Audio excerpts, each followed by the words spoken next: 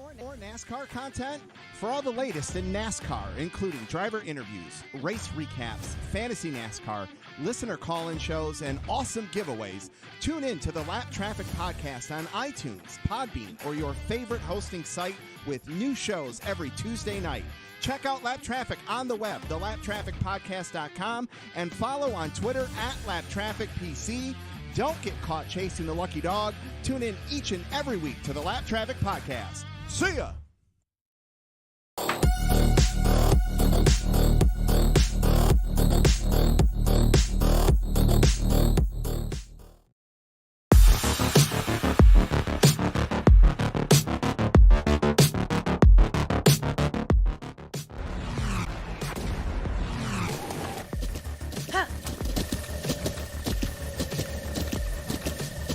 With the ButtKicker Gamer 2, what you see and what you hear is what you feel.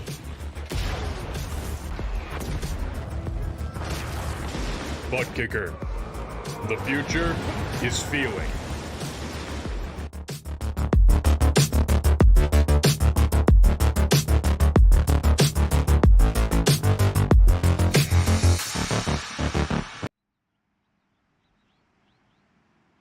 Welcome, everybody, to the Full Send Racing Series. It's race number 12 and counting tonight. Just 4 more races to go before we find ourselves in playoff racing action.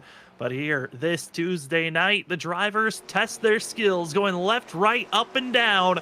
It's the never-ending roller coaster of Mid-Ohio for these drivers, and it is certainly going to be a crazy one this evening here on Freaky Fast Broadcasting. My name is Sam Dyer. Joining me is going to be that of Robert Moyer, as Trevor Earhart had an emergency duty to go step over and help with.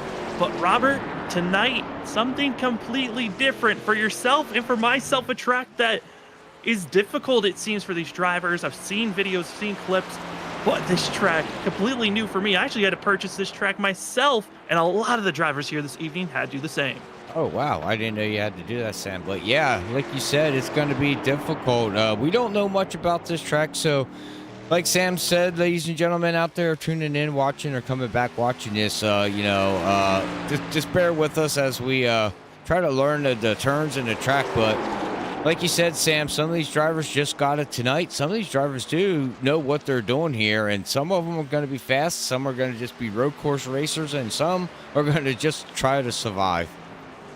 That is the key point for the night. A lot of drivers were telling us survival is the main mentality. Just stay on track and hope that we are going to have the best finish we can at this current moment. As top of the board right now, going to be Cole Sketty, who is a driver that, based off his lap times, might be a driver that knows this track very well. He was top of the board during practice, and here for qualifying, we got less than 5 minutes to go, and the 42 is top the board again for himself. But Robert, it's short track racing. We're watching the 6 of Travis Dart on track.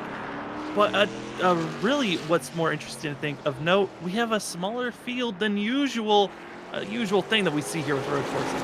Yeah, that's kind of shocking here with Full Send. That's the thing, Sam. When we get into this kind of racing and everything, some people just don't want to do road course racing, and they just decide to skip that night, and that's perfectly fine. Sometimes road course racing don't fit everybody, and you wait till the following week. But the guys that did show up here tonight, I believe they're going to have fun here, and we'll have to see how this all plays out. Now, note here, Sam, too, don't forget, they're going to run this race here tonight like they did at the Roval. So it's going to be very interesting where pit road is going to be closed.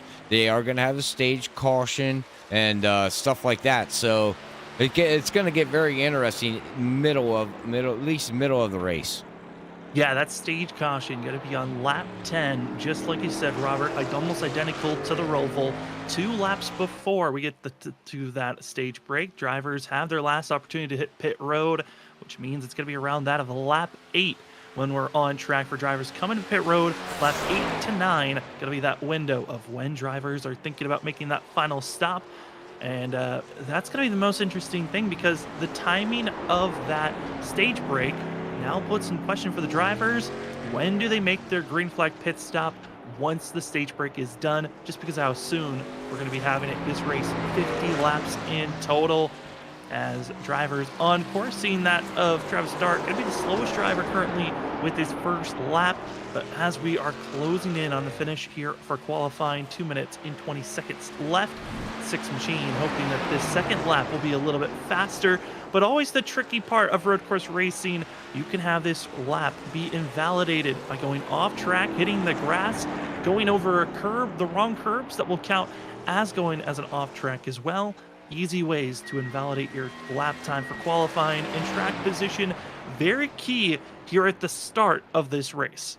Yes, very key. You don't want to, get your lap time invalid. That's most definitely you don't want to do there, Sam. You want to try to get in the best lap that you can here, as qualifying here is coming to an end here. But what's really shocking to me yet is that we got a couple of drivers that did not take qualifying, and that one is Zach Hall in that number 5. He was up there in fourth and third position, during practice, and looks like he's going to decide. Even with Bo Tiffany there, looks like they're going to decide to start in the back. Very interesting strategy call. Yeah, it's very interesting to see how they're going to be running this. And as well, one of those drivers is going to start in the back. Didn't even put a practice time in, that of Ryan Lynch. He will be starting at the back of the field, as a 3 is one of those drivers. Curious to see what he's going to bring, as there's a total of 4 drivers not putting in times. Zach Hall, John Dart, Bo Tiffany, and Ryan Lynch. As we are in our final 55 seconds here of qualifying, you are watching the lone driver that's out there for qualifying. Last lap put in, going to be that of Daniel Keith Jr. And since he's the last driver out there on track, let's get a hood view of seeing the windy corners. It's the 23 going to be attacking one of the trickier points of this track. It's known as the S's after coming out of entering turn 6. Now into the S's, and Robert, this track, you can already see it, the hills, the elevation change. Something these drivers are going to have to deal with. The elevation so difficult and off track into the sand pit. And let's call that time over. Well, we'll be saying that a lot here tonight, ladies and gentlemen. But yeah, we were just watching him, Sam, like you said, trying to put down a lap and everything for the first time. And my question to you is, and with this, is how difficult is it to go up the hill, down a hill, and try to carry that speed? Because, as everybody knows, as we're going into the race here and we'll bring up the qualifying results, as you go uphill, gravity takes you up, and all of a sudden that front end slams back down. That's got to be hard to, to be able to handle that. Yeah, you're trying to figure out the pure balance of the weight shift for these cars. What's going up and down, the gravity is certainly a factor to watch out for. And with it changing so much, when you get up to the top of the hill, their weight on those tires drifts away, and it feels like you're on ice skates. So drivers going to have a lot of focus for themselves, as drivers are getting set for themselves. Taking the top of the board, going to be that of Cole Sacchetti in the 42. Then it's going to be the 33 of Brian Burchett, who we've seen in other leagues be very quick at road courses. We'll see the 33 can continue with that pace. Third place is going to be the winner who won last week at the Rock. It's Robert Sherwood, who's going to be starting in third position. The two-time champ going to be in fourth of Cameron Sarton. Ken Campbell's going to be in fifth. Ken Campbell trying to give us some great information coming into the night. But he said, I don't know how this night's going to go, as this track is difficult. Then you've in sixth place, it's going to be that of Chris Stitz. Joshua Altus going to be in that of seventh. Lucas Lyons going to be in 8th, Ross Statham 9th, that of Nick Holland's going to be in 10th with Andrew Medlin, Sam Siegel, Philip Chavez, Daniel Keith Jr., Travis Dart, Zach Hall, who, thanks to Zach, came in, covered for me in the booth last week. He's back out on track for the 5. Then you have Bo Tiffany going to be in 17th, John Dart and Ryan Lynch, and Zach and many of the others deciding not to put a qualifying time in. So they'll be starting further in the field. As drivers are stacked up, about to get rolling here, they're going to be starting to roll off in the middle of the track, as they're going to be getting themselves about to be ready to hit the course. And Robert, this track going to be very difficult for the drivers. Fun for us, because we get to see how these drivers can stay on this very narrow course, because it is going to be one of those races where it's all about consistency, patience, but we do have that stage break with 10 laps into the race. Then they race to the end, and we're already to green flag racing here tonight for that of the Buckeye 113, presented by the Lap Traffic Podcast. It's live presented, but like you said, down into turn number 1, you can see them side by side up over the hill. They're going to get ready to go down into turn number 2, ladies and gentlemen, and hang on, because I believe this is where all the carnage can happen as we see them 2 by 2 all the way through the field.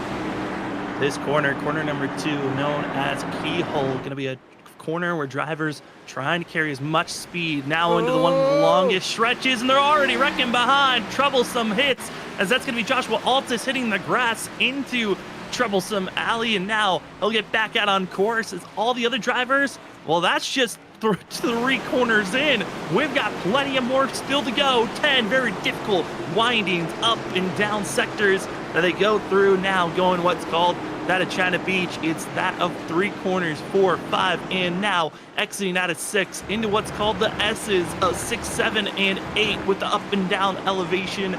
Now around turn 9 is going to be our leader of Cole Sacchetti, thundering through Thunder Valley,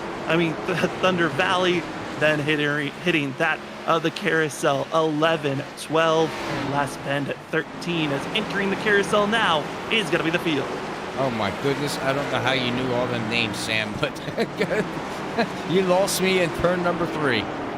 It's so helpful when you have a sheet that says all the track and corner names, so we're good with that.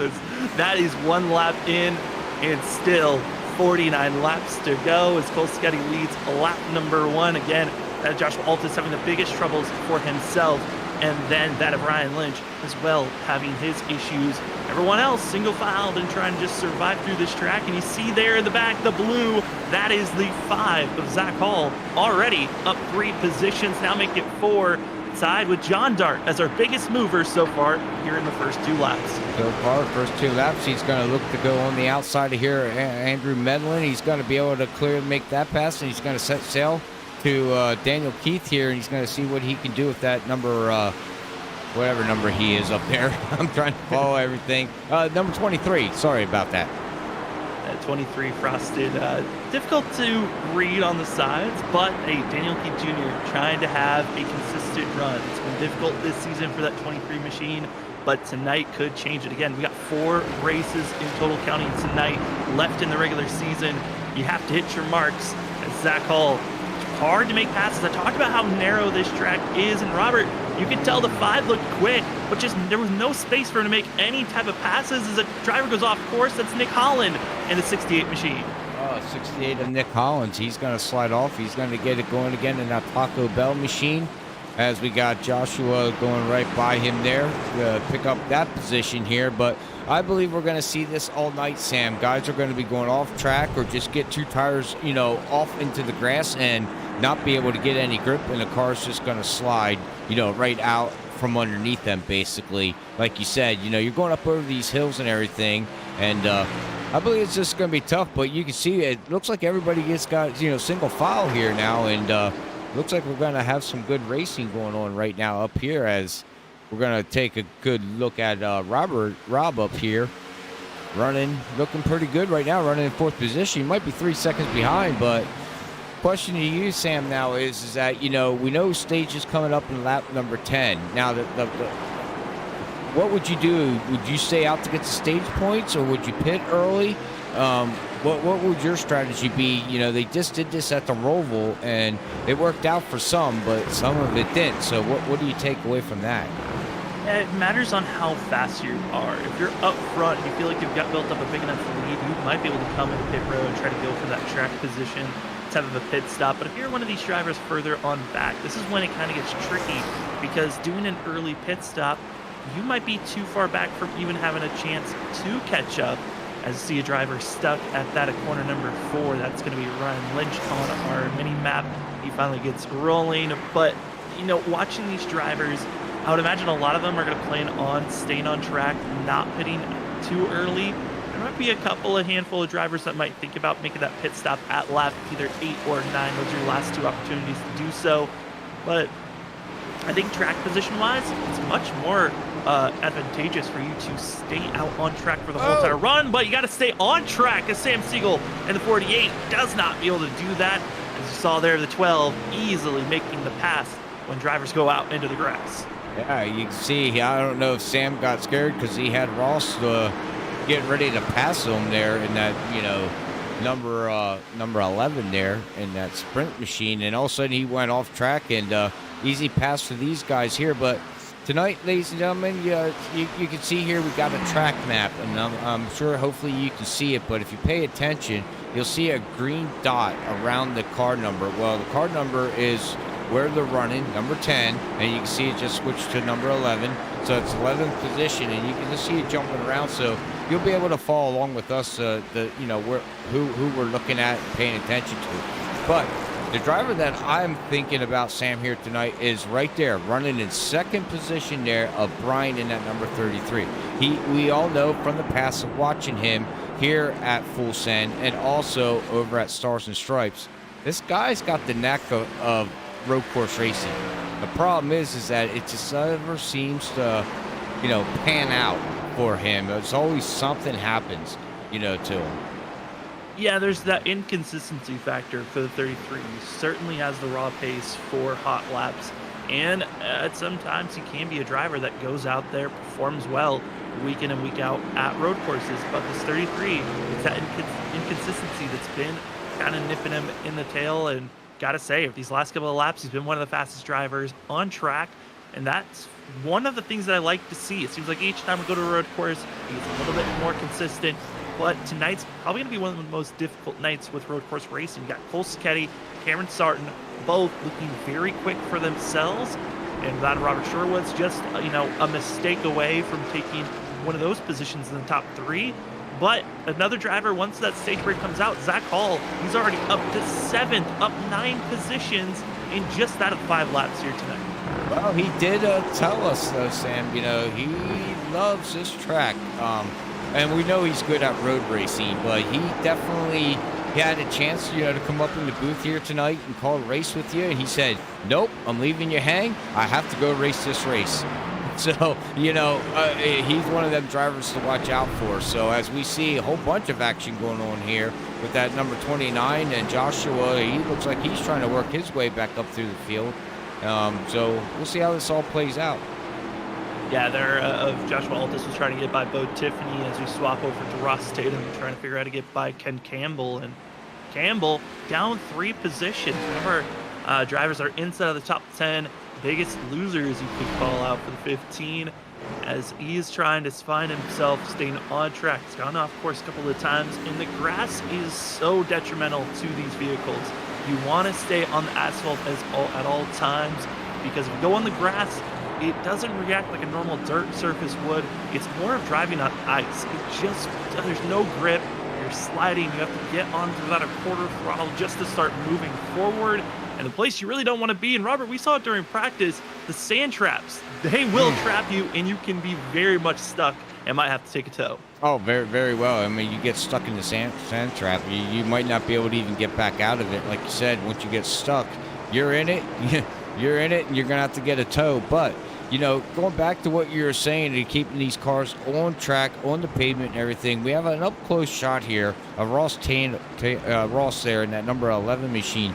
And I'm just watching how the car's reacting, Sam, with this close-up view. You can see how the shocks are really working. The car's bouncing up and down.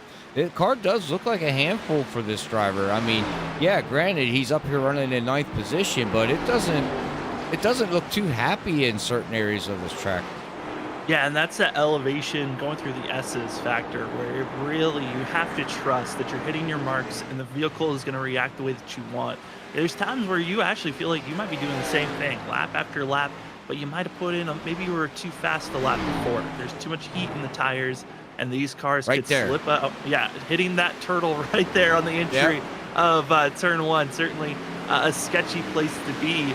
Don't want to be getting too much contact there, but certainly these drivers are putting in a lot of pace, and if you put too much heat into these tires, one simple just change of getting on the throttle too soon or getting on the brakes a little bit too hard could cause you to go off track or just spin out in general.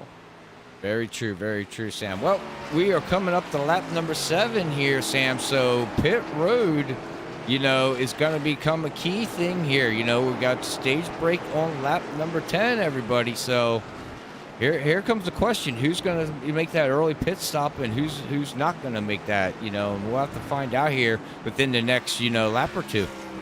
Yeah, and you might have actually already heard this beeping sound that's out on track. That beeping sound is an indication to everyone on track and also to the audience members of a driver has hit pit road. So don't be aware, you're not going crazy. That beeping sound that we're expecting to hear in just about a lap or so. There it is, that beeping sound indicating that Brian Burchett coming into pit road, getting service done, and here comes a couple of more as well. Yeah, I'm shocked. They actually literally came on lap number 8, so... Brian was running in second, and you just said, if you're a fast car, you might want to just stay out there and do what you need to do here, Sam. But now the question is that Brian went in and made a pit stop here, and he was running up in second. So, he's giving up some points here, and hopefully he can rebound from it. Yeah, and the big thing, if you're trying to gain positioning, track position by pitting early, you have to go through this traffic very quickly because your goal is to be close enough to the leaders by the time that yellow flag comes out. They catch up to the pace car and they go into pit road. There is a gap that you need to catch up to even have a chance to advance in positioning to take that advantage of pitting under green flag conditions. So this 33 is going to do their best to try to move forward, but this allows positioning to be grabbed by drivers like Chris Stitz in the 22. Chris Stitz still looking for their first win this season, highest of the drivers that have points in this season so far. And I gotta say, this 22, just each and every week we go to an oval on the cusp of a victory for sure. But here at the road course, seems like the task at hand, go for top 5. Well, right now, that car looks very evil to him, if you ask me, Sam. He is drifting that back end in every single turn. You can watch. Look how he said, there it went again. I mean, he's running this thing, on the side of the sidewalls of the tires. I mean, I don't know how much one of the tires can take this. Eventually, it's not going to like it. Yeah, that's going to be the thing that's most difficult. I was talking about the heat, and maybe you pushed a little bit too hard the lap before, or even on this lap, and it is very difficult at a road course to try to calm down on the tires because the more you get on the brakes, that lights up the brakes as well, can internally heat up the tire if you're on the brakes for too long, and as well as you get on the throttle too soon, that can put in a lot more built-up heat because of the force that you're putting down with throttle. So drivers always trying to maximize their speed, but like you've been saying, that drifting action, it only will snowball and get worse and worse. So this 22's got to be careful, but luckily for that Stitz, we're just a lap and a half away from seeing that stage break caution coming out. Yes, exactly, Sam. I mean, you can push the car, like you said, anybody, you push the car as hard as you want and keep going, but eventually you actually start losing speed than gaining speed because now you're sliding that car so much that you're not going any faster. You're actually losing speed than gaining speed by doing what he's doing right now.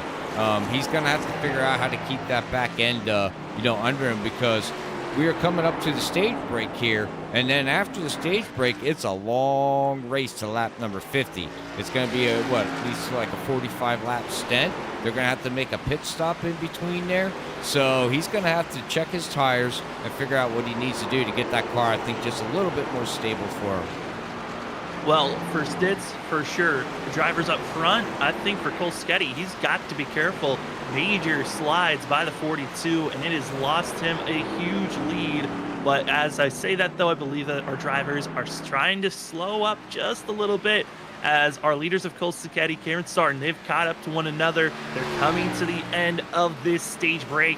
And that 24 needs to be perfect as we're hitting the more technical part of the course, turns 4, 5, 6, and taking us all the way to the end of turn 13 corners in total.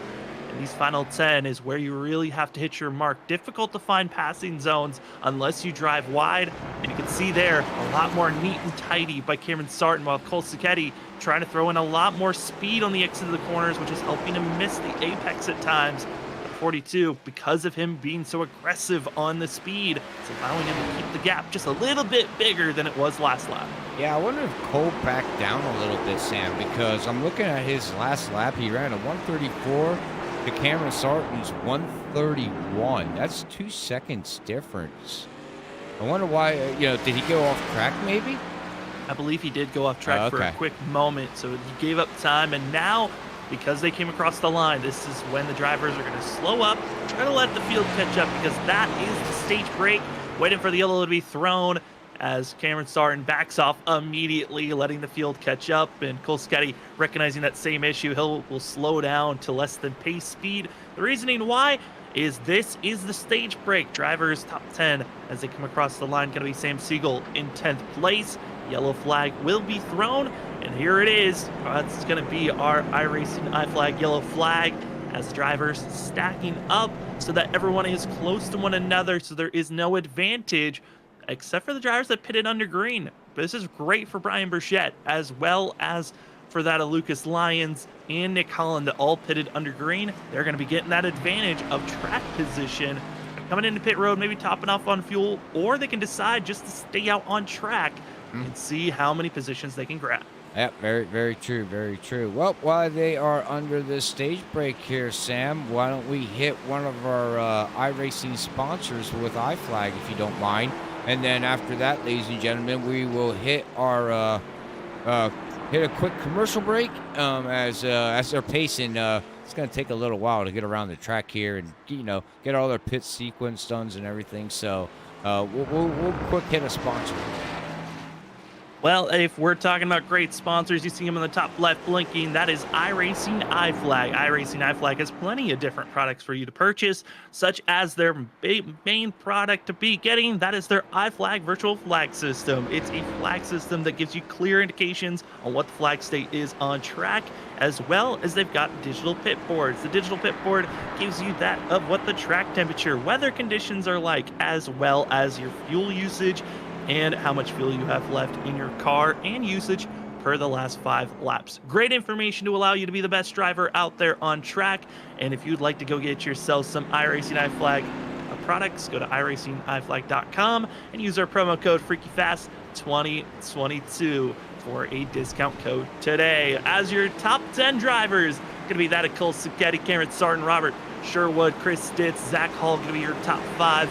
Ken Campbell, Andrew Medlin, Ross Tatum, John Dart, Sam Siegel going to be your top 10 as the drivers have now caught up to the pace car. They're now going to be pacing for another lap, then hitting pit road, where when we come back, you'll see where the drivers that came into pit road under green, where will they be placed? Let's find out as we'll be right back.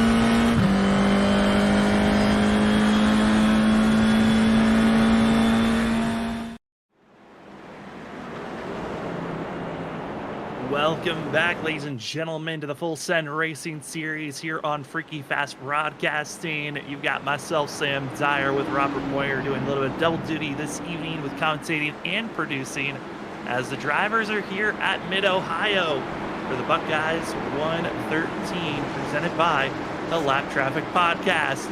Drivers got done with their stage break that came at lap number 10. We're coming to 15 to go. 15 laps into this race. Got plenty to go.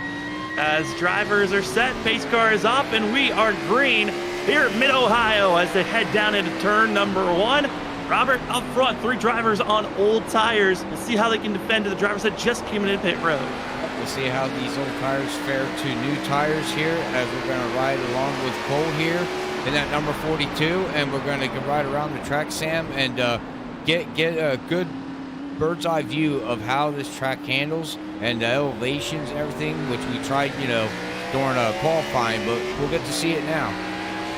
By the driver that got the pole award, won the stage here this evening. The 42 has been quick through the bend of turns 3, coming into turn 4. This is when the technical aspect of this track starts to show itself, hitting the berm, and you're already seeing that of Lyons getting loose as that 25 machine on the oldest tires. He did not take tires when he came into pit road under green flag conditions at our first stage, so those tires are worn down. He's struggling as Cole Sacchetti just has to wait and see what is the 25 going to do. Will he hold on for the next corner? This driver exit at turn number 9, heading through that of Thunder Valley. He's going to be this 42 and the rest of the field as they go up into turn number 10, 11, through the carousel, and the 25 struggling for grip onto the grass. And Sacchetti somehow hitting the apex onto the rumble strips, coming out of the exit of turn number 13. And oh man, the battle for second here, Robert, certainly hot and heavy as that of Brian Burchett pulls away. Yeah, Brian Burchett, he's pulling away. He loves seeing this back here, the 25 and this 42 battling side by side. Now, you can see that Cole, he's taking it easy, and here's a passing zone right here. If he can outbrake him, even though he's on the outside, he should be able to clear him pretty easy, and he does. Oh, no, he doesn't. Oh, contact. Contact. There's the 25 brushes up in the 42 into the grass. Is going to be that of Lyons. He's got the rest of the field that are going to be trying to get by him, as this is Cole Sacchetti, Cameron Sarton, that were battling for second place for the longest time. Well, now we drop back to Lyons. Nick Holland, who decided to hit under green flag for stage 1. Also, the 25 machine. They've got some hungry competitors behind them. It's that of Robert Sherwood, Zach Hall, and many of others stacking up, heading through that of turn 5, entering the exit of turn 6. It is a complete madhouse right now in the middle of the field and in the middle of this track. Yeah, you can see the madhouse, and you can also see Robin, that number 2 machine, Sam. He's got some front-end damage, and I'm not sure where that exactly came from. If he rear-ended somebody along the line, but man, look at Lyons right now. That car looks mean, evil, and Zach Hall's going to look on the inside. Nope, he decides to fall back and take it easy a little bit. Yeah, in this middle of the track, so difficult to make passes. It's really that of coming into turn number 1 and turn 2 that are really your best options to make passes. Everywhere else in the track is just a setup to get as close as possible as Sherwood gets slight contact to that of the 25. Going to be seeing Lyons just trying to hold on, and for the 5 machine is Zach Hall. He's just going to sit behind. He's trying to figure out who's going to go faster. Is over the turtles. It's the 2 of Sherwood. That's not the way you want to go. Well, let's try some 3-1 action as Zach Hall tries to poke it through the middle. He'll get it done through the inside of Robert Sherwood, but locks up the brakes, drifts, holds on, and that's going to cause a huge checkup for everyone behind the 5 machine. Yeah, you can see the big checkup. What I think is going on here is I think these guys are pushing the cars just a little bit too hard, Sam. For some reason, they feel like it's 10 laps to go here. I mean, you got guys sliding and slipping and all over, going through the grass, over the rumble strips, running into people. Maybe I don't know what the rush is, but there's a rush apparently somewhere. Well, the big rush, especially for Zach Hall in that 5. Again, during practice, he was the 2nd fastest vehicle on track. Did not put a time in for qualifying, and so he had to start in the back half of the field. He has been marching his way forward. He's our biggest mover after that pass on Lyons. Up 10 positions, 4 front-end damage for the 2, and around goes Rob Lyons. And just like that, Lucas Lyons, Rob Sherwood, contact, and away they go. Yeah, I was actually just waiting. Unfortunately, I was waiting for that 25. The way that back end was kicking out on him, left and right there for the past lap and a half. It was only a matter of time before there it goes again. Oh man, he needs to go get tires, man. Them tires are hurting. They're toast. They're gone. And Robert, that was something we were talking about during commercial break, was the fact that the next gen car that we've seen a lot of road course racing here on Freaky Fast Broadcasting recently is one of the few times that we've seen road course racing for the Xfinity car, and there is tire wear that the drivers have to deal with. For the 25, might have thought that he was in the next gen car because there's no tire wear in that vehicle, but here tonight, struggling after trying to get the track position. Well, it's all for null and void. The 25 now is lost a total of 8 positions from where he qualified. This is a complete backfire for himself, but drivers up front, like Nick Holland, it's just like Brian Burchett. They decided to go with the pit stop, took 4 tires in fuel with the 2 to go before the stage break. It's been working out fantastic for that of the 68 machine. Yeah, he's up right now running here in 5th position. He's about 5 seconds behind the 22. He'll try to work his way up through the field here, but yeah, the car looks pretty good right now for him, even though considering, in chat they were saying that road racing is not his thing, but he does got Zach Hall right behind him, and he's going to get pressured here very shortly because you can see Zach just gaining every inch and every turn. But, Zach's got to be patient here as he gets up right underneath his bumper here, Sam. Trying to make this pass as soon as possible. Zach Hall currently 11 seconds back from our leader. So he needs to make this pass as soon as possible before we even get halfway if he wants to make a chance to climb and catch up to the field as they get very close to that turtle on the inside rumble strip. So dangerous if you hit it wrong. But setting up, deacon high, going low, into the inside, trying to outbrake is the 5 machine. He'll hug that rumble strip on the inside as Nick Holland just doesn't have the grip, and that's a beautiful fat pass for 5th place for the 5 machine. Yeah, beautiful pass. Now, I've got a question to ask you, Sam. Where is the passing zones on this track? Going through, coming out of 1, going into 2, I would imagine that's a great passing zone. But where else would you try if you get behind somebody to pass? Because not every turn's a passing zone. No, and the majority of this track is not a great passing zone. It's more so of if you're going to make a pass, especially in this aspect. You can see it on our mini-map, the majority of this racetrack, difficult to set up passes. Coming here, this is corner number 9. This is a setup zone. If you're able to get underneath the driver, you might be able to try to set up for a pass, but then you hit this stretch. This is called Thunder Valley. This is where you can build up some speed and you try to set up a pass heading into turn 10 and 11, potentially get underneath someone, force them wide, go into the grass. But it's more so of the beginning of this track. Turns 1, also turns 2, and then turn 4 are your majority of places where you want to start to set up for passes, which is in the first half of this racetrack. The second half, a lot more of a setup course of trying to set yourself up to make any passes if possible, unless you see a driver in front of you make a mistake. Right. So the second half of the track is more technical than the first half of the track, which, like you said, you can see it on the mini map. You can see where the long passing zones, like right now here, is a great passing zone where Zach just, made that pass earlier, previous lap. Yeah, I just wanted to figure it out, where these guys are looking at to try to make these passes here out here as we're on lap number 20 of 50 here. And right now, kind of shocking here, you seen him, the number 33, I said, look out for him, Sam. He's got a 4-second lead right now over that 42 of Cole Sacchetti. Yeah, and right now, this 33 has been hitting his marks. We talked about him being a road course specialist. This is where we've seen the 33 be the strongest in other leagues that we cover.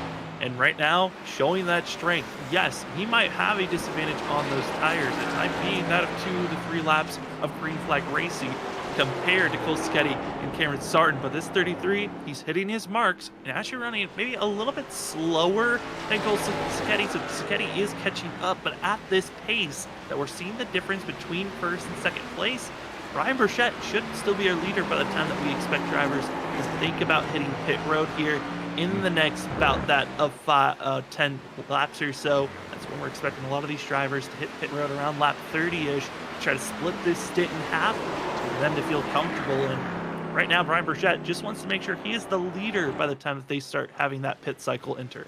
Correct. Yeah, I mean, he's looking pretty good now. Granted, Cole and Camera were a second faster than him with that number 22 of Chris running a 130.55, and then you have Zach Hall in the 129. So everybody in the top 6 is running in low 130. So a minute and 30. So these guys are looking good.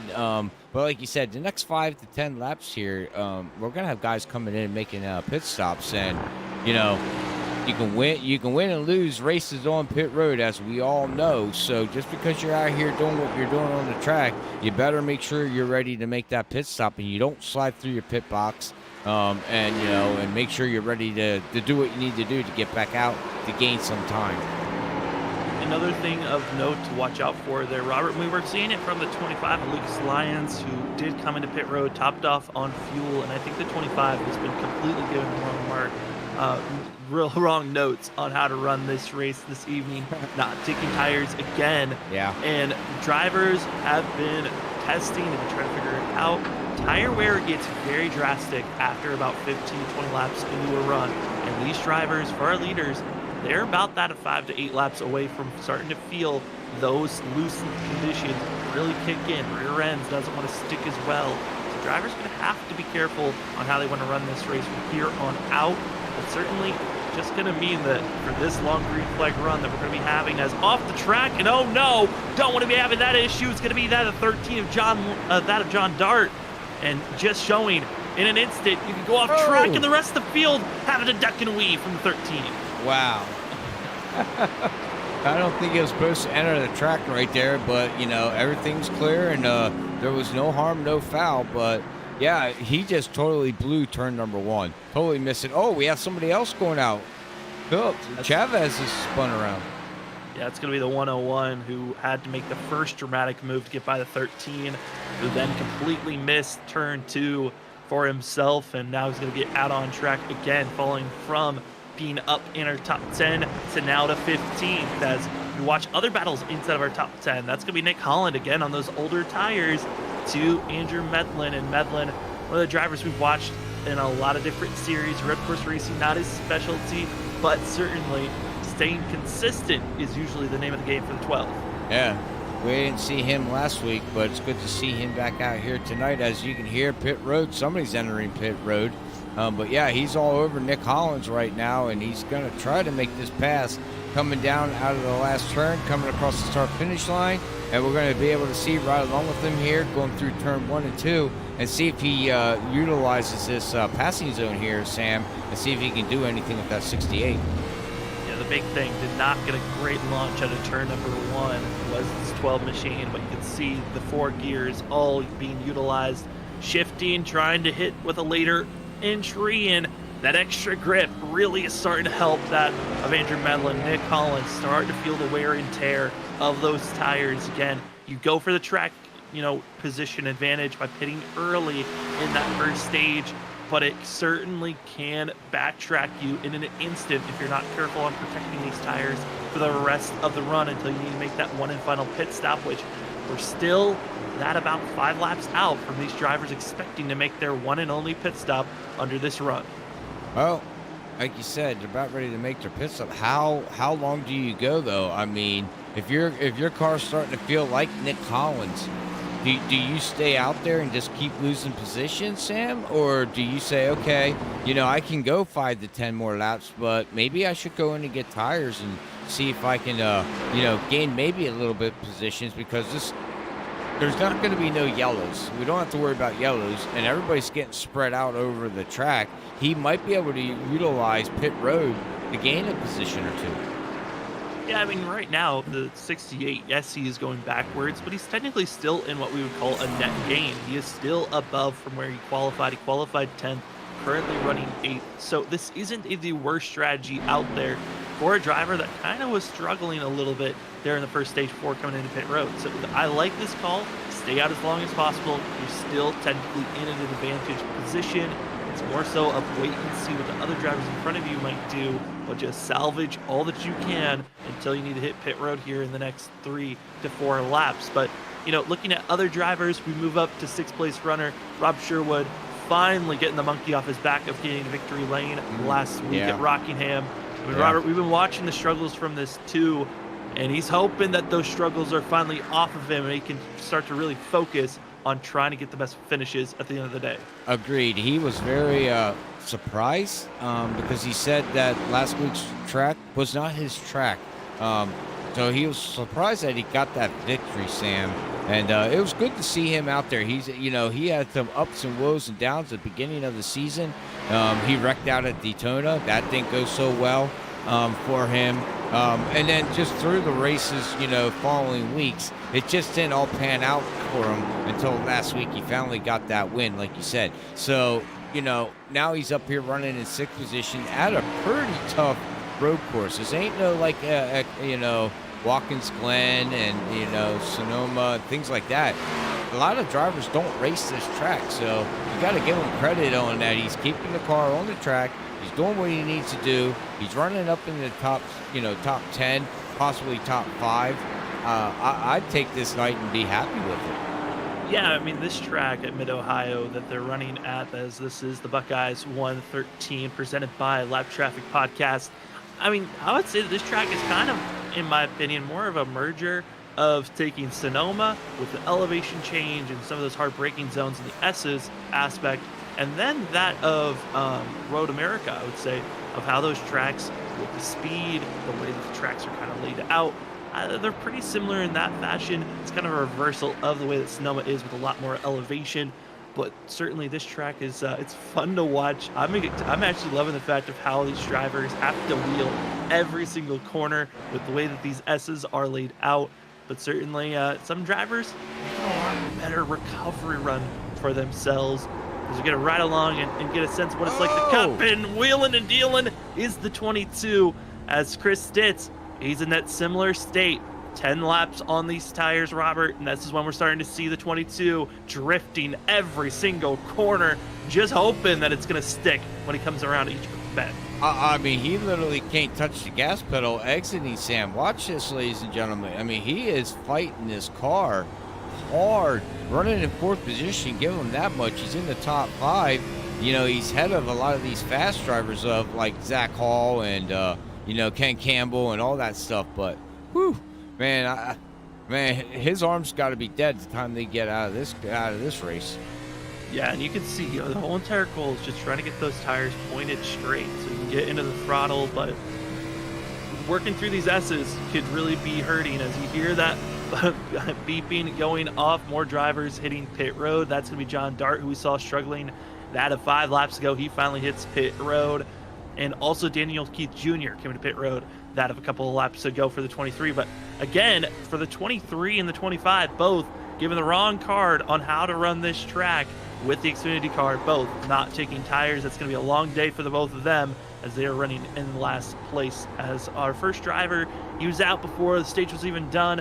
That of Ryan Lynch, officially out of this race. As Robert, as we continue to watch this 22 working the wheel, honestly, I don't know if we're on asphalt or if we're on dirt with the way that he continues to seesaw back and forth. Right. Yeah, well, maybe we need to throw some dirt on here. Maybe they'll have better grip, man. He is just struggling with this car.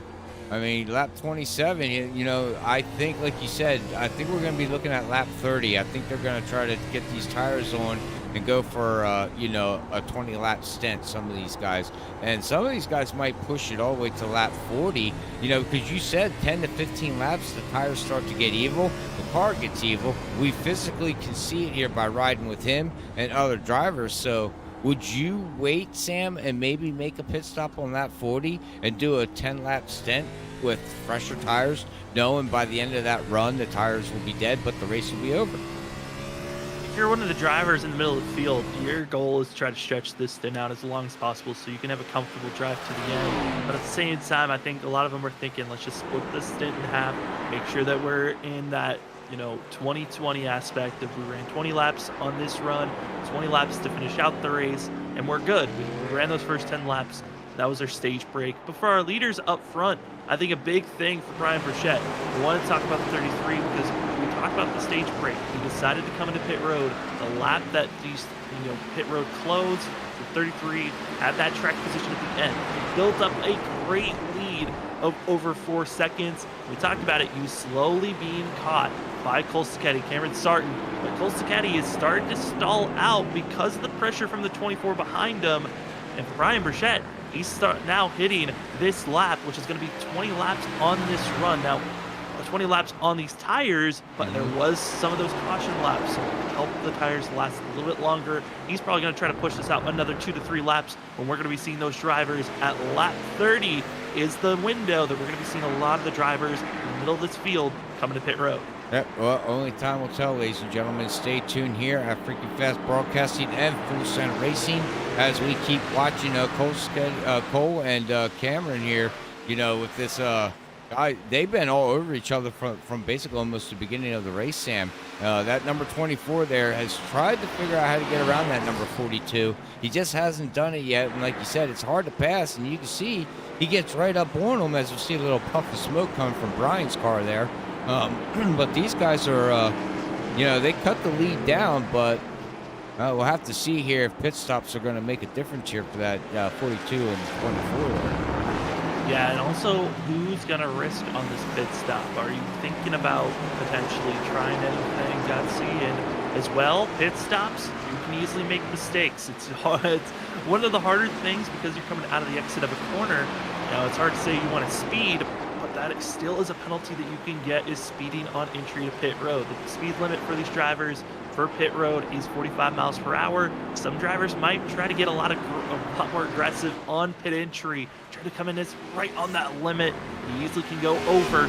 Get a black flag. That's a 40-second hold, which would completely ruin your race. Yeah, completely. Yeah, so again, you have to be very careful with that here as we're still watching the 24 and the 42 here run back and forth here, second and third position as they're trying to figure this out. And right now, you got to give Cole Sacchetti in that number 42 Pro machine there. He's looking good, but look at the damage. He's got damage on the left side, Sam, and he's got damage on the right side. So he's got beat and banged here a little bit. A little bit of being battered and bruised is that 42 as he's trying to hold on for second place. And, when you're getting damage on these cars, you hope that you don't, especially with the long stretches between turn 1 and 2 and from 2 to turn 4.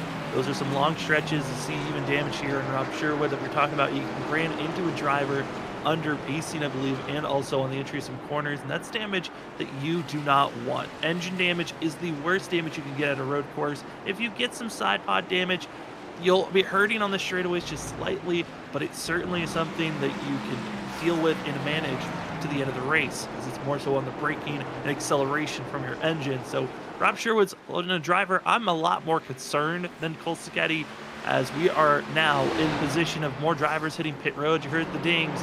Nick Holland going to be the driver that hits pit road, and Sam Siegel. And here comes our leader, Brian Burchett, lap 30. Here we go. Yeah, this makes it interesting. And the reason why I came back to Rob here in at number 2, he was about 5 seconds behind that number 22 machine, and now he's right up against him. He actually caught up to him. And with that damage, Sam, he's actually keeping up really good here, and he's staying in front of a pretty fast road course driver, as Zach Hall, as we know, is pretty fast here. But this is an interesting call here. Brian coming in here, and Cameron and Cole staying out. Yeah, Brian coming in pit road again. He was one of the drivers that pitted, and one of the last drivers that came into pit road for that stage 1 green flag pit stop, try to get that track position. He got the best advantage of the track position, clean air, ran his marks, but big issues for Brian Burchett. I was talking about mistakes and speeding. That's exactly what the 33 did. No, for Brian Burchett, throw it away. A win was right there. Well, it is now completely toast. And I just said that earlier in the broadcast too, Sam. He's great at road courses, but he always has that bad luck of something happening, self-inflicted of him doing it or him not doing it. And again, the dogs bit him again here tonight. As here we go, we got Cole coming in and making the pit stop, and we got Cameron the 24 staying out. And it was a simple mistake, Robert, of speeding under pit road. He just was not paying attention, went over the revs, and that's exactly what bit him. As now into pit road, it's going to be that of the 42 as well as another beep. That's the 22 of Chris Ditz, who needed to come into pit road with how much time he was losing on those old tires. But again, have to be careful. It's very easy to go over the speed limit. 45 miles per hour, you go 1 to 2 miles per hour over, you'll get dinged immediately. Is Cameron Sarton still out on track? And for that of the 24, he needs to put down some quick laps. He needs to find some good speed. He did that on his last lap. He needs to put down a couple of more good burners before he thinks about hitting pit road, but expecting the 24. And a lot of the other drivers, we still have about that of 6 that need to hit pit road. That being our front 5, as well as Ken Campbell and Bo Tiffany, all still needing to hit pit road. Them guys still need to hit pit road. Now, pit road strategy, Sam, I don't think anybody would do it, but would you consider maybe taking 2 tires? It's probably the worst thing to do at a road course. Yeah. It's so difficult. At an oval, it makes sense. If a track is extremely tight, you think about taking 2 tires to try to loosen up the car and help you in the early goings and potentially to help you later on.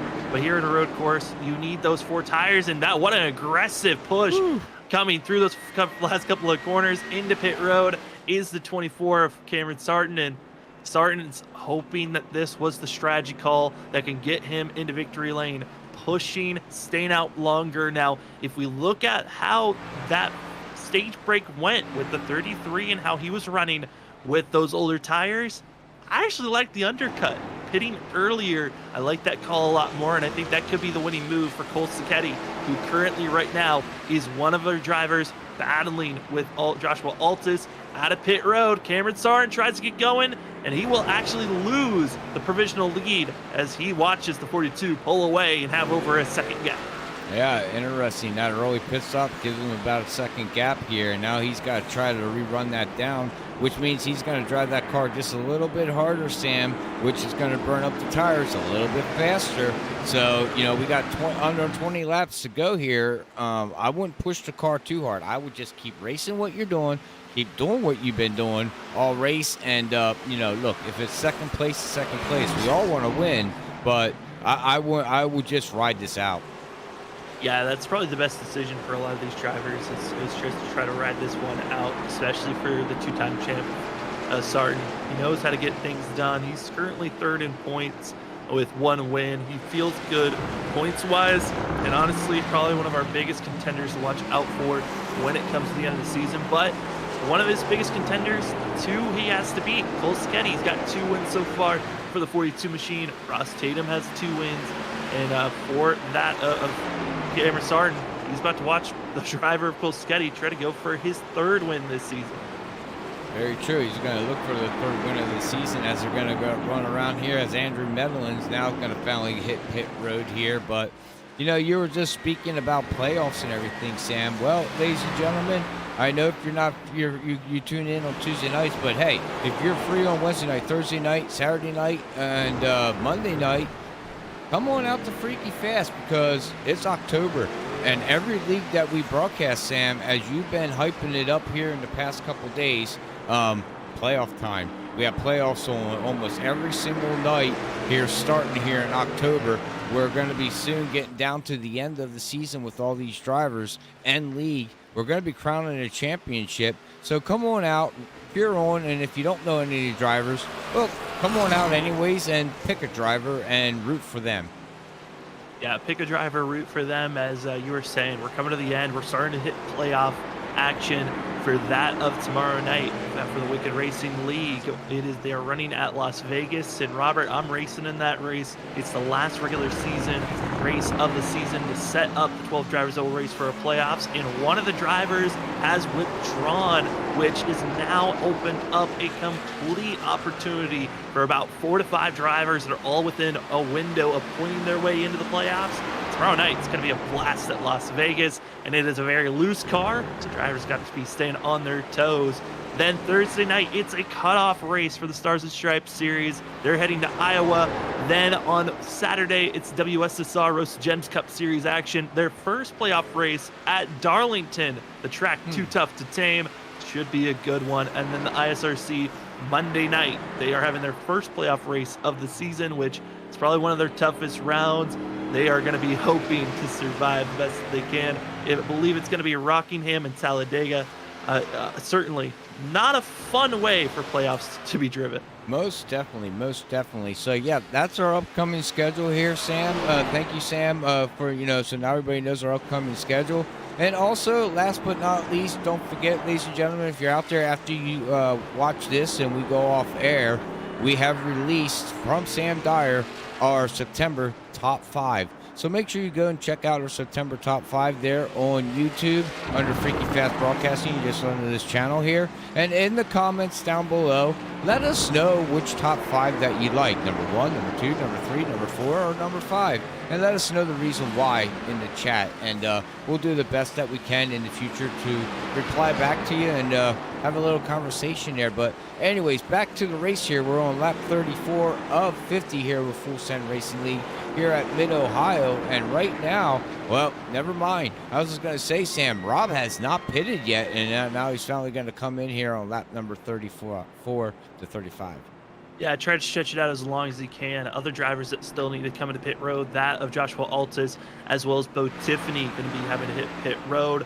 But while we were talking, a lot of drivers calling it a night. We talked about that, Ryan Lynch struggling in the early portions and being our first exit of the night. Well, Lucas Lyons, he will not be able to continue on. He got heavy damage, just going to park it. Ryan Burchett, after his speeding penalty, is going to call it a night for the 33, not even going to go for points. He's just going to call it a night. And also two-time winner this season, the rookie of Ross Tatum, he will be just coming in and calling it a night.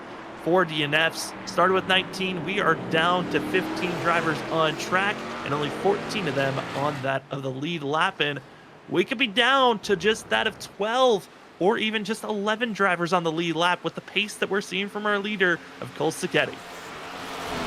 And also here, Joshua, if you look here in the 94, Sam, he has not pitted yet. Last time he pitted was on lap 13. So he has not been in yet, and he's still out there running in third position. He's got to be hitting pit road very soon here, you'd imagine. Yeah, he's going to be thinking about pit road very soon here. He's got another about 2 to 3 more laps if he wants to push it out on fuel and on these tires. So his race, it's not something that you think of that he's done, but he came topped off on fuel under pacing laps, so that's why he's been able to push it out a lot further than everyone else. So he's going to have the freshest tires for an end of a push, but into the grass, thrown away. Any advantage he was hoping for. He's now going to get back on course as Chris Stitz, luckily, was not involved with that one. And here he comes. He said, yep, that's enough. Tires are done. I'm heading to pit road. But we're on lap 36 of 150, ladies and gentlemen. So we're going to hit our last commercial break here. Wet our whistles, get ready to call out the rest of this race. Please stay tuned and find out who gets this race win. As right now, we got Cameron and Cole going to hopefully battle it for the win. And maybe they'll get off track and something will happen. But we will be right back here very shortly and see how this all plays out here on Freaky Fad Broadcasting. So stay tuned, and we'll be right back. Start your engines!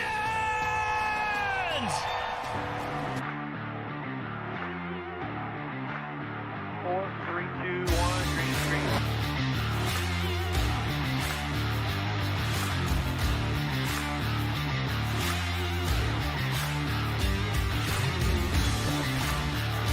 No rear grip whatsoever, up sideways. Sideways everywhere. Come on, man, do what you can.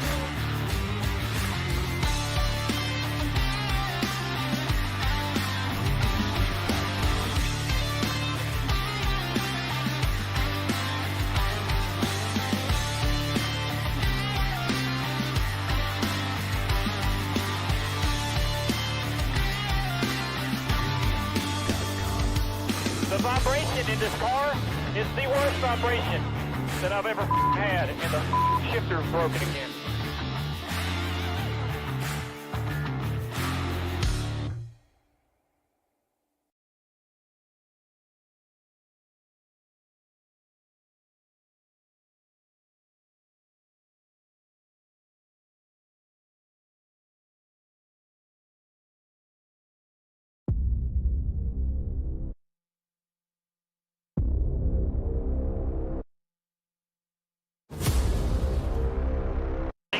They're wrecking, they're splitting, and it's a complete mayhem. We have a wreck at the front. 19 goes down into the 7, takes out the 00. They're 5 wide behind for fifth. Oh my, the 5 wide here, this ain't gonna work, is it? They're already wrecking into turn 1, and now coming through that of turn 2. This is it, the Daytona. Oh no, the wrecking contact. Sets gets into the wall. Gonna be scattering on the outside. Drivers on the apron. Drivers coming out of nowhere. Edison on the outside trying to get the win. And it's William Edison stealing it at the line. Into the wall. The 18 trying to block. 77 getting to the 18. That leaves 3 of TJ Roberts. 17 to Gavin Rogers. 3 of TJ Roberts is gonna steal the win here. What second fiddle so many times last season. Christopher Wade wins the season 5 Daytona 200.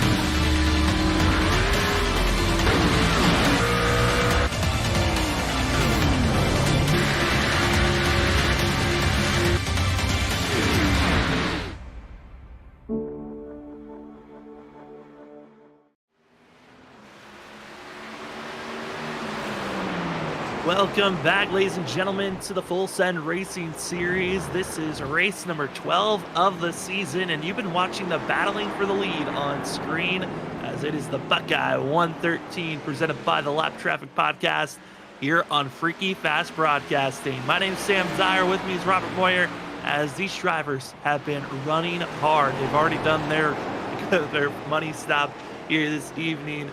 They are now racing it to the end, coming up to that of 11 laps to go. And right now, Cole Seghetti certainly doing his best to hold off the 24. Now, if we were at any other course, I would say, hey, there's a potential chance of us seeing a yellow. That is not going to be happening here tonight. There's only that of section caution flags are going to be thrown, giving warning to the drivers. But if we were getting that of full course yellows, a device that admins around the sim racing world would love to have is the admin box. The admin box is a premium button box. It's got LEDs set up for you to have the best visual settings on where you need to hit if you want a yellow flag or any other great customizable buttons. It is a plug, set, and go to become the best admin or race control for hosted or league races.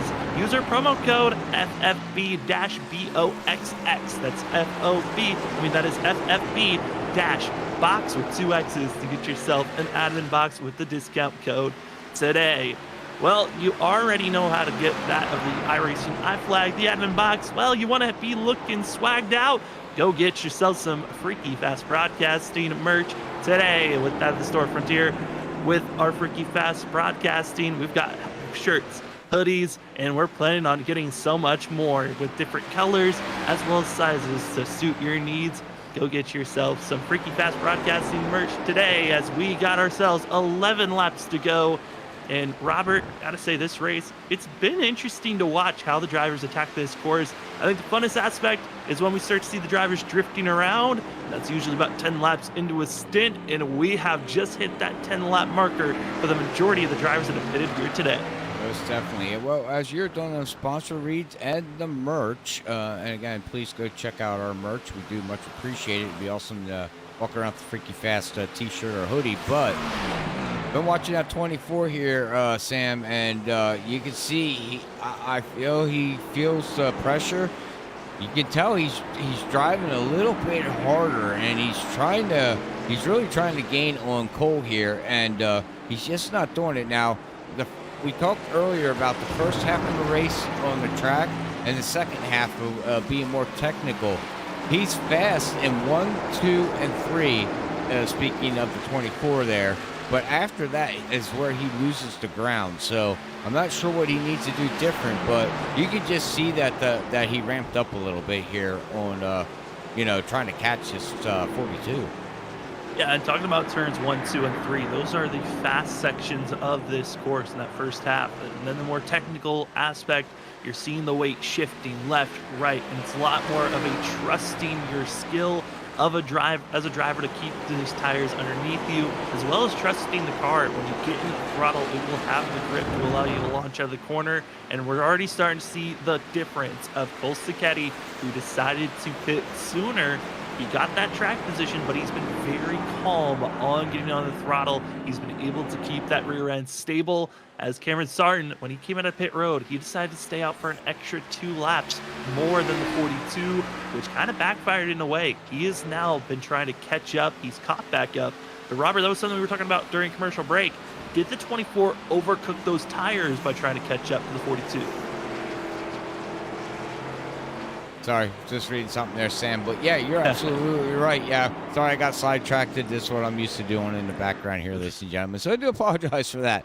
But yeah, I agree with you. Yeah, he's I think I don't know. I think his tires are going. He stayed out 2 laps, to get fresher tires. But I think he just used them 2-lap tires up just to stay and catch up to that 42. That's where I was worried about, Sam, is that how much more does he have to... I mean, he made up the ground of what? He was like, what, a second or 2 behind Sacchetti? So, he caught up to him. But again, how much damage did he do to them tires? And we do see him drifting every once in a while here. But as you said, you look at the 42, he's not... he's keeping that car pretty stable right now. He really is, and as well as you can see on our mini map on the bottom to the right, be able to show all the different battles that are going on course. You got the battle for the lead that's happening, but the closest battle on track is actually for 4th place, where that of Chris Stitz and Zach Hall are racing with one another. Zach Hall has been on a charge. He's one of the 4 drivers that decided not to qualify, and you just see the 22. Wow, and the 5. For the 22, he's hit that marker of where the tires are just toasted.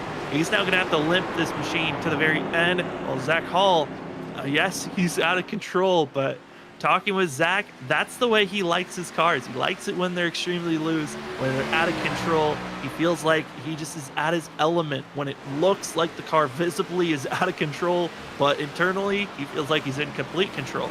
Correct. Oh, very well said. As we got to 22, having a little bit of internet problems there, he's back, and I bet Zach probably said, "Oh my God, where is he?" As you can see, he did an evasive move, and he's like, "Okay, he's back in front of me." But that's scary here as they go through the S's. Especially when you're staying side by side through the technical area. Zach going to be hard aggressive. Onto the throttle, and he really sent it in that corner. Again, that trust aspect. You have the grip to attempt these types of big moves. Luckily, Zach had plenty of track, but certainly looked terrified for a hot second on trying to make it through as the 5 takes off. Now that's 4th, and he'll try to go after and catch up to right out of Sherwood if possible, as the 22 is going to do his best, but those tires just too worn. I don't think he's really got a chance to catch up to Zach, but back to the drivers that have been following 1 and 2 for the lead. Cole Sacchetti, Cameron Sarton, they continue to stay in this type of a gap between one another. And, we've seen this at other road courses and other leagues that we've covered, where the front 2, they're so similar in time. All you can do is you might gain 1 lap, but you've overused those tires. And the next lap, you have to release. And that little bit of a seesaw of who's in the lead, who's not, and that balance shift. It is there in the cars each and every lap, but also on the gap on what the drivers are dealing with. Most definitely. Yeah, I agree with you there, Sam. And I've been watching their lap times for the past, 10 laps. And these guys here are basically, like you said, they're running similar lap times. They both on the last lap here ran a 130.73, and Cameron ran a 130.57. So really, it's the same lap time. And you can just see the past 20 laps, these guys just been, a half a second apart. And as you can see, the 24 coming through the S's, he really gained, but he's going to lose it on exit. Trying to figure out how to get back into the throttle. That was probably his best opportunity there. and the best launch we've seen from the 24 this whole entire run. But the exit of 1, trying to utilize the draft, utilize all of the track limits that you can. Here comes that of Cameron Sarton. Close as he's been for the last couple of laps, but 7 to go. Still, it just seems like Cole Sacchetti is just in the center of the corner. You saw the 24, he tried to get in the throttle, but the 42 didn't take off, which he had to let off. They vanished. Cole Sacchetti on the extreme stretch, and those little mind games there, Robert, that's what can win and lose you a race, on how that 42 is kind of checking up the 24 from getting into the throttle. Well, I think also, too, for the 42 of cold air, different than what Cameron's doing.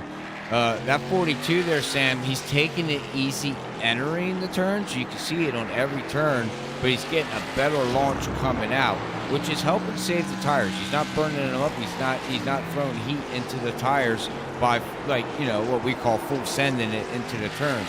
Now, that number 24 here of Cameron, he gains, and you can watch him. He literally gains entering the turns, but he's losing everything on exit. So he's carrying too much speed through the turns, and I believe that's the difference between first and second. Yeah, it's just, again, the small little details of road course racing. Do you want to give up the entry speed, or do you want to give up the exit speed? And yes, there are times where you want to be the faster driver on entry, but right now, for that Cameron Sarton, if he had a spotter in his ear, gotta let him know, hey, back off a little bit more in the corners. Let's set up those exits a little bit better. Right now, for Cole Sacchetti, he's just in a complete defensive line. But again, talk about it at the top of the broadcast, this track being so narrow, that's what's causing it so difficult for Cameron Sarton to really set up any type of passes, because there's just one lane that you have to hit lap after lap. And if Sarton doesn't use the bumper, most likely Cole Sacchetti, with the patience and smoothness that he's been putting down, I don't think anyone else can really catch up to them. But as I say that, though, the battling for the lead starting to gap out more and more. But what's closing in is the battle for third. Zach Hall, after getting by Chris Stitz, he is closing in very quickly to Robert Sherwood, who Sherwood is starting to really feel the pain from these older tires. Oh, most definitely he's feeling the pain. Zach Hall last lap was 2 seconds faster than that number 2 machine. So you can just see it on screen, you can see it on the ticker, and you can see it on the track. Zach is whipping it, throwing it, and he's like, you know what? I want a top 3. And he probably racing it like this, Sam, because he just wants an interview. I mean, that's always seems to be his goal. I know he was hoping that he would continue the pattern that he did before, where he was in the booth 1 week, won the next, and he was hoping to do the same thing where he was in the booth subbing in for me, as I had some reasonings on why I couldn't show up. But Zach was hoping he would be in the booth, get to talk about the drivers, and then come out, show out the next week. Doesn't look like that's going to be the case for Victory Lane, but it's still being able to get a podium finish, just showing what ifs. What if Zach Hall was here from the start of the season? Again, he will not be able to make the playoffs, even with these fantastic runs he's having, because he just doesn't have enough starts. So that win that he got, that of 2 weeks ago at Indianapolis, just a good trophy case filler to have. Oh, most definitely. And also, speaking of the track, you said, what if he would have qualified? What would have been the difference? He started in the back. The reason why, we don't know. But, Sam, as he locks up that front tire there, wow, he's really pushing his car really hard. I wonder where he would be, or what the game plan would have been different if he would have actually qualified and, qualified up in the top 5. Yeah, there were 4 drivers that decided not to qualify with Zach, and it was a question mark, kind of a head-scratching moment. Which drivers had 10 minutes during qualifying to put down 2 laps and see which lap's going to be the fastest to place you on the grid. And Zach did not put his time down. We're currently running 4th. The biggest mover of the day, up 12 positions from where he qualified. But yeah, that is that what ifs. The what ifs always are killer in any situation you're in. Talking about other drivers that did not qualify, John Dart, he didn't qualify. He's up 8 positions in 10th place. A great run for the 13. But again, moved back up to leaders. 4 laps to go. The time is ticking away for Cameron Sarton, and the gap continues to grow. Yeah, you can see. I think it's now time. You know, you said 10 to 15 laps. Well, these guys are over that stint on the tires, and I just think Cameron is now he's feeling it. You know, you can see it. He's down almost a second behind now, and that car is just getting slower and slower, and even on him as right now we're watching Cole, you know, pulling away here, and we'll see where this all leads to. You know, one little mistake, though, from that 42, Sam, could change the whole aspect of this race. That's what Cameron Sarton's hoping by putting the pressure, that maybe that will allow him, the 42, to make a mistake.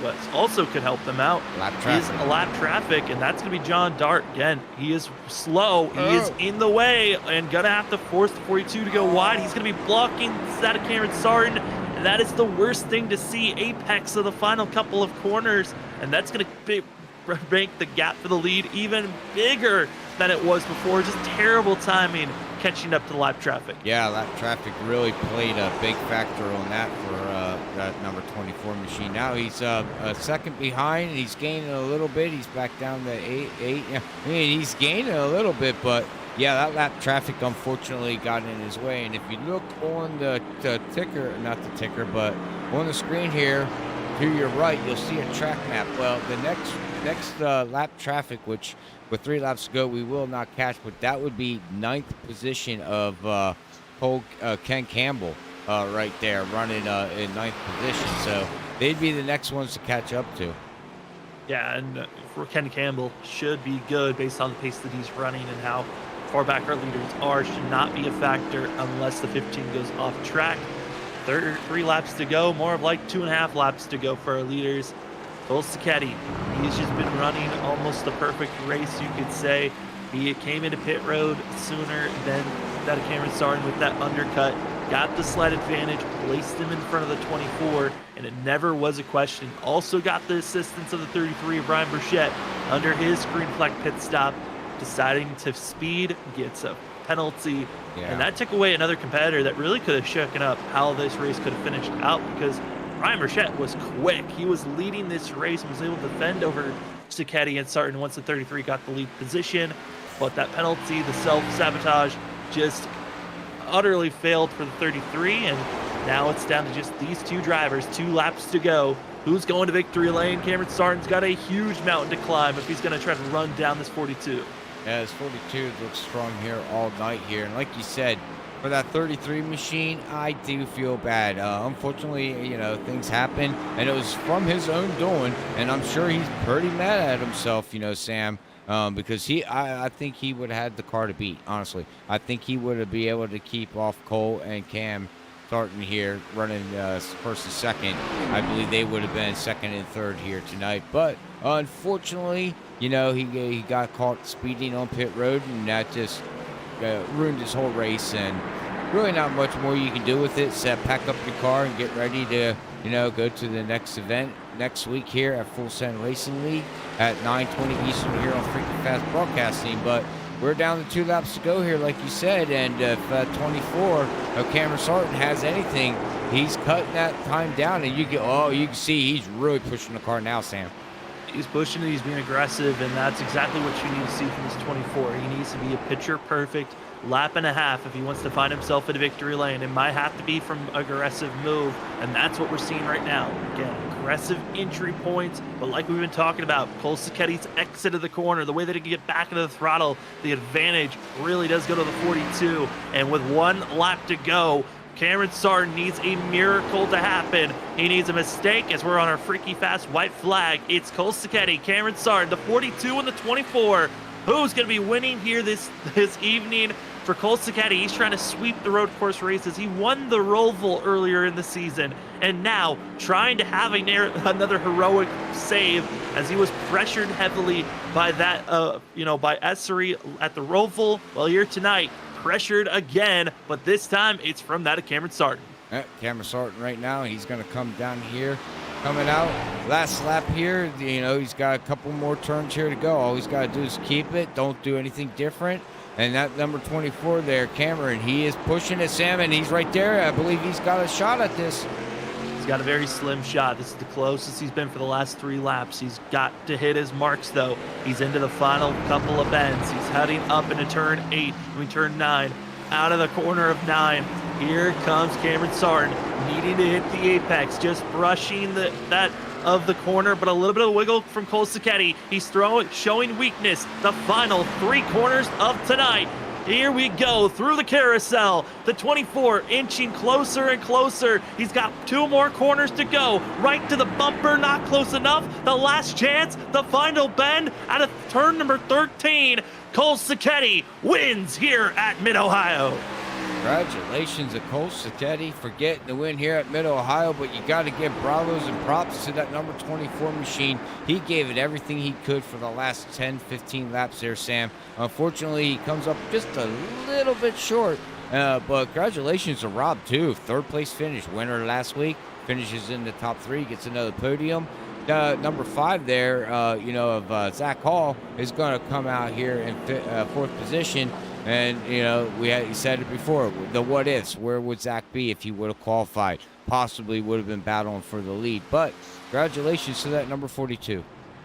Yeah, congratulations to Cole Sacchetti. A great run for himself in the 42 machine. Going to be able to say that he swept the road courses and will be the most winningest driver so far this season with 3 wins. 2 road courses, 1 at Dover. And now he gets to celebrate here at the Mid-Ohio Buckeyes 113, presented by the Lap Traffic Podcast. And an absolute spectacular run for the 42 and the 24. They gave us a great show from top to bottom. They were on top of one another, could never get away. But we're going to step aside. When we come back, we'll talk to our top 3. We got Robert Sherwood. How did he survive with the battered and bruised front nose of the 2 machine? And then we'll talk to our front 2 as well on their thoughts on tonight. As we will step aside, we'll be back in just a few moments.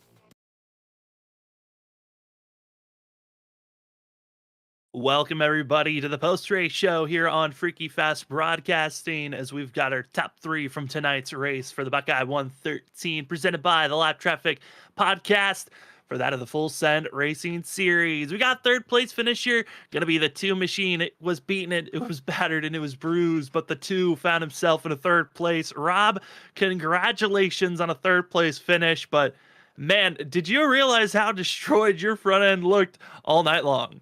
Yeah, honestly, not until the end of the race. I knew there was a couple of times we had a couple run-ins with guys on track, just trying to pass and portions of the course, but not to the extent that that it was. I didn't realize until the end. No. I mean, Rob, again, a great finish. Has got to be nice knowing that the momentum has kind of switched from being taken out by lap cars so many different times to last week's win, now a top 3 here this evening. How are you feeling knowing that we're now going into kind of a crazy stretch with Atlanta, Martinsville, and Talladega to finish out the regular season? Yeah, it's I'm looking forward to it. I really like Old Atlanta. It's a really fun track to drive, and it rewards you for saving your tires. You know, it's got multi grooves, so it'll be fun. I'm looking forward to Martinsville. You know, Talladega, anything can happen, but yeah, as you said, it's nice to get back to back podiums after a few weeks. So you know, I'll gladly take it. You know, the 24 and the 42 were in another zip code, so I know the 33, I think, had some internet issues, which I hate for him because he was set up in a really good position to if not win the race, finish top 3. So hate it for him, but you know, I will gladly take the playoff point, and we will move on to next week. Well, Rob, before we let you go, the floor is yours for any shout outs. Yeah, thank you to you guys as always. You guys do a wonderful job. Sam, we missed you last week. I kind of hate that you weren't there for Rockingham, you know, selfishly. But other than that, just thank you guys as usual I can't wait to go back and watch the broadcast. Thank you for Travis for putting on this league. And honestly, shout out to my teammate, the 94. He did a great job tonight. He was having some brake issues going into the race. So for him to come out with a top 10, I'm really proud of him. And obviously, like I say, congratulations to the 24 and the 42. They were mad fast, and hopefully we'll get them next week. Well, Rob, I'm happy that I'm not giving you too bad of juju with still getting a podium here tonight. Congratulations on third place, and good luck heading into next week at Atlanta. Appreciate you guys. As we go from third place, let's head to second place, where the battling was close. It was hot and heavy, but the 24 just came up a little bit shy. We got Cameron starting with us. Cameron, what a run for yourself. Second place, but man, it just looked like you were just a few steps back from that 42. Yeah, better than I thought the night would turn out. I bought the track last week, and I didn't run laps till today, so I will gladly take that. But Cole, I didn't really have anything for him all night. I think the damage kind of hurt him a little bit, but that last run, I was just kind of following him, hoping he would make a mistake, and he didn't, so credit to him. So I was driving off his back bumper the entire race, so I really had no idea where I was braking at points, so I was kind of scared to take the lead and go on from there. So I'll take it. So it's a nice 1-2 for the team, and I think that's a good probably like 5 or 6 times we've done that now, so feels good. If it wasn't my teammate, probably would have dumped in the last lap just a little bit or nudged him, but all in all, good race. It certainly was. And Cameron, we here at Freaking Fast Broadcasting, we've been watching a lot of next gen racing, and the next gen car at road courses really has no tire wear. How does it feel different knowing that you have tire wear on these cars, and with you pitting a lap later than Cole, did that feel like there was any advantage with having that extra lap? In all honesty, not really from an advantage. I definitely stayed out, hoping it would, because I know it did at Circuit of the Americas earlier in the year, the Roval. But for some reason, the car felt pretty much the same all throughout the runs. It got loose if you put the pedal to it, and it was just kind of backing up your braking points a little earlier throughout the run is kind of what managed it, and he did a good job. So I thought it'd matter. It really didn't, but oh well, we'll take it. It's still an incredible run for yourself, second place. And before we let you go, the floor is yours for any shout outs. Yeah, shout out to the mom, dad, grandparents for watching. You guys up in the booth, hopefully put in a pretty good show for you there. And kept you on the edge of the seats for the fans out there. And shout out to Lap Traffic Podcast, my sponsor, also the sponsor of the race. Wish I could have got that one more for him, but hopefully made him happy, and make sure to go check them out. So appreciate it, and we'll see y'all in a couple days. Well, you certainly got the screen time with being up front and battling. It was a great show for us, and congratulations on a second place finish, and good luck at Atlanta next week. All right, thanks, boys.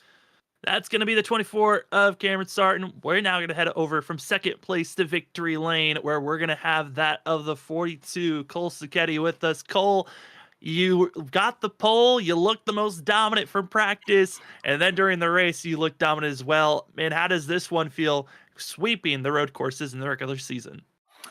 Well, I'll be honest with you. I definitely tried to put on a show for you guys there with those mental mistakes I made.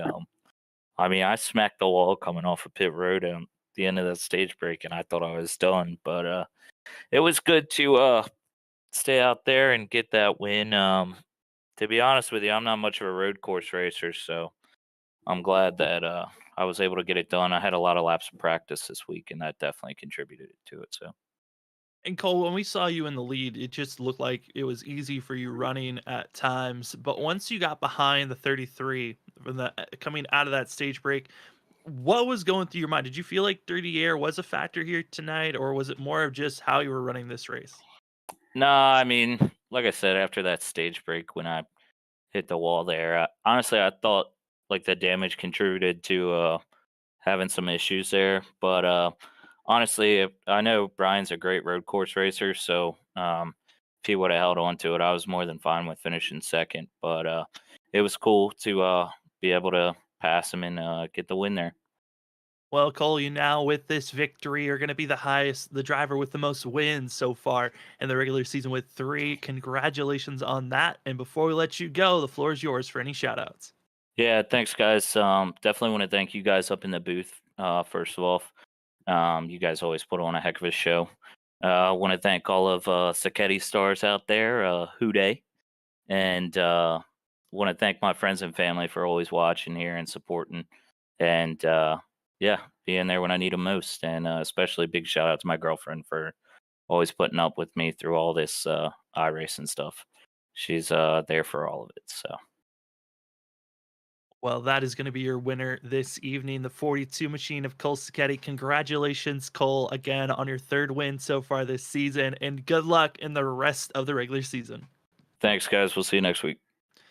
As we go for victory lane, let's take a look at our unofficial results of the night. Kind of a rough one for some drivers. We only got that of 19 in total showing up this evening, and only that of 9 able to stay on the lead lap. But taking the win, going to be that of Cole Sacchetti. Cameron Sarton going to be coming away with 2nd. Robert Sherwood going to be taking 3rd. Thank you for all 3 Beat for joining us in the booth for the post-race interviews. Zach Hall coming up shy in 4th place, but what a surge for our biggest mover of the evening, up 12 spots from where he qualified. Chris Ditz wheeling and dealing. He finds himself into 5th with Andrew Medlin just scaving away in 6th. Great recovery from the 94. Joshua Altus, even with his pedal issues. Then the 68 of Nick Holland comes away with 8th.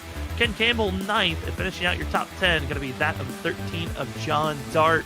But for Ross Data, Brian Burchett, and also for that of Lucas Lyons and a couple of other drivers, this was not the night that they were hoping for. But Robert, I'd imagine they're happy we're finally done with road courses. It is now back to just traditional ovals from here on out. Yep, I'm sure some of these drivers said, thank God I made it, and let's just move on to the next ones, because I'd be one of them out there racing going, whew, thank God this one's over. I don't want to come back here again. And I'd make sure I let the league owner know, let's not put this track back on there. But again, for Cole and Cameron and Rob and Zach, they would say, yeah, put it back on. Let's do this again. Out of everything, I take out of this, though, Sam, is that interview you just had with Cole. I didn't realize that he got that damage on pit road. That's something interesting. Yeah, I mean, we saw the damage, but we just weren't sure where it was from. And so it's good to know where he finally got it from. Just simple mistakes like we saw from the 33, Brian Burchett. He got himself a speeding penalty in pit road. And then we saw that of the damage on the 42. The damage wasn't big enough to count out Cole Sketty, as he'll still find himself winning here, getting his 3rd win of the season. Crazy to think so, but we finally get to go back to a track that a lot of drivers kind of miss. Old Atlanta. It's not the super speedway style. It's hot Atlanta. It's slick. It's rough on the tires. Robert, I'm excited for next week. I haven't seen an old Atlanta, race in a long time here at Freaky Fast Broadcasting. As we all know, we got the new scan, the new super speedway of Atlanta, which puts on some great action. It really does. It's a good track. It's fun, to watch, and the beating and banging of the cars. But like you said, Sam, old Atlanta, there's a lot of drivers out there that are just plain down happy to hear those words. You're gonna, like you said, it's hot. It's probably gonna be slick. The track temperature is probably gonna be in the 130 to 120 degrees. Tire wear is gonna be a thing. There's gonna be 2 grooves. I mean, we're gonna see some action next week at old Atlanta, and I'm actually very excited to go there. I mean, we got a great camera pack for it, and it's gonna be fun to watch. It certainly is. And speaking of fun to watch, we got the rest of the week to go here on Freaky Fast Broadcasting. Tomorrow night, it's the Wicked Racing League, as it's their final race of the regular season. Again, there are about 5 to 6 drivers in the circle, in the realm of trying to make it into the playoffs. Well, Las Vegas will be their destination to see who will be setting the 12 drivers for their playoff window. Already in the playoffs is Thursday night for Stars and Stripes, as they're going to have their cutoff race on who will move on to the next round of the round of 8 for their playoff stint. Then Saturday, playoff action for the WSSR Cup Series. Monday night is going to be more playoff action for that of the ISRC Truck Series. And then we're right back here. Old Atlanta, 3 more races to see who will be racing and making it into the playoffs for the Full Send Racing Series. Well, we already know that Cole Sacchetti is the headhunter to watch out for. He's got 3 wins this season. Who will catch up, or will we see some newcomers? Time will tell, but we can't wait to give you all the great coverage here on Freaky Fast Broadcasting. For myself, Sam Dyer, for Robert Moyer, and for everyone else that helps us out here at Freaky Fast Broadcasting, we hope to see you throughout the week for all the playoff action. And if we don't, we'll see you next week, Tuesday night. It's Old Atlanta here for the Xfinity Cars.